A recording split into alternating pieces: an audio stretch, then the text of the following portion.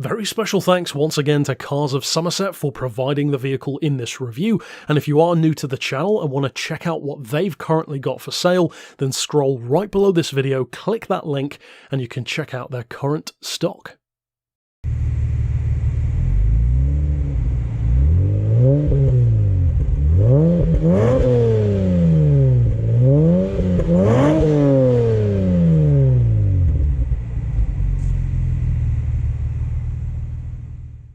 When it comes to the world of high-performance bargains, and I'm talking dirt cheap, bargain basement, 99p bin kind of stuff, very few come close to the bang for buck and visual wow factor which a number of MG models have. The ZR, the ZS, and the ZT are all very interesting potential alternatives to your Golf GTIs, Civic Type S, Type Rs, Accord Type Rs, and even something like a Jag, like the S-Type, in comparison to an MG ZT with a V8 engine. This one has a V6 engine, and of course the ZR has kind of a mini cult following in its own right as a British hot hatch. So the question arises, with all of that raw potential, so much potential in fact, why don't these cars keep really any of their value in most cases? Why are they often in such disrepair? And why do people seem to avoid them? Well, unsurprisingly for a British performance car, a lot of that does stem from bad management, as is the case with a lot of British brands, but even on a case-by-case, vehicle-by-vehicle almost basis, there is kind of an aversion to MGs and Rovers on a reliability level.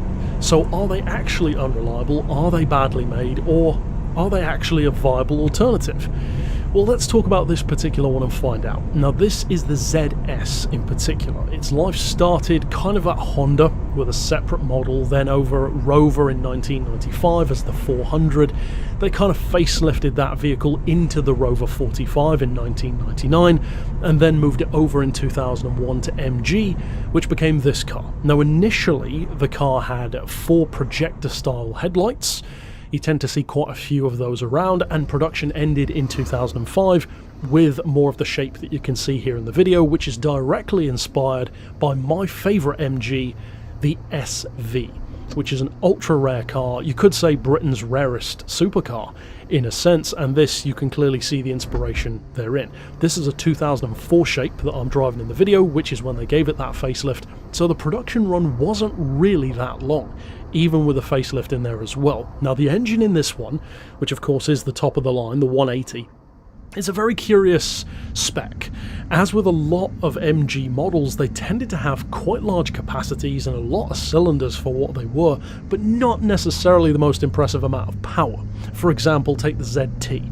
The top of the range ZTs have something like a 4.6, I believe it is, V8 engine, similar to an SVT Mustang, but they only put out about 260 horses. Now, they did plan to have a much more powerful model, but that's essentially what we ended up with.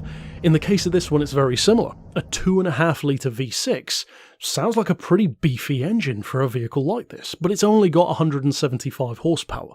So it's not exactly like a Golf R32 level machine, that's for sure, but it does have 177 pound-feet of torque, which is 240 Newton meters. That's pretty healthy in comparison to its power, and if, for example, you were to compare that to a JDM car like a Honda VTEC model, say an Integra, for example, then yes, an Integra is also around, in the case of the DC2, a 180 to 200 horsepower car, so not too much of a difference.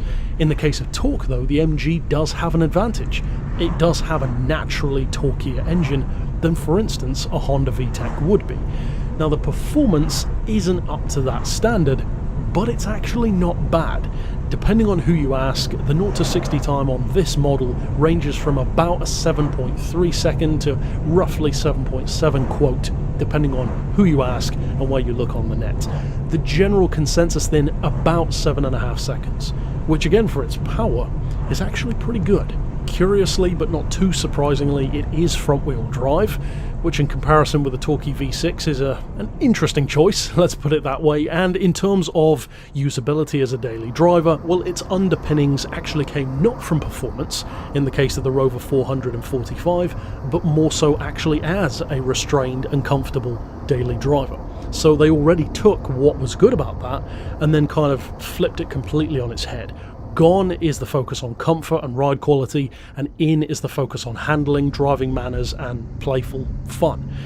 And all things considered, I would say it actually does a really good job of that. As I covered, it certainly doesn't have anywhere near the most power or torque around, but I will say it kind of makes up for that through corners and with its kind of personality. It's got a lot of character, it feels very playful, and even though this particular one that I'm driving had a number of modifications, because it was intended as basically like an affordable track day toy, well, even with those modifications, it still works well. It's got uprated suspension, of course you can see the swapped out steering wheel, for example.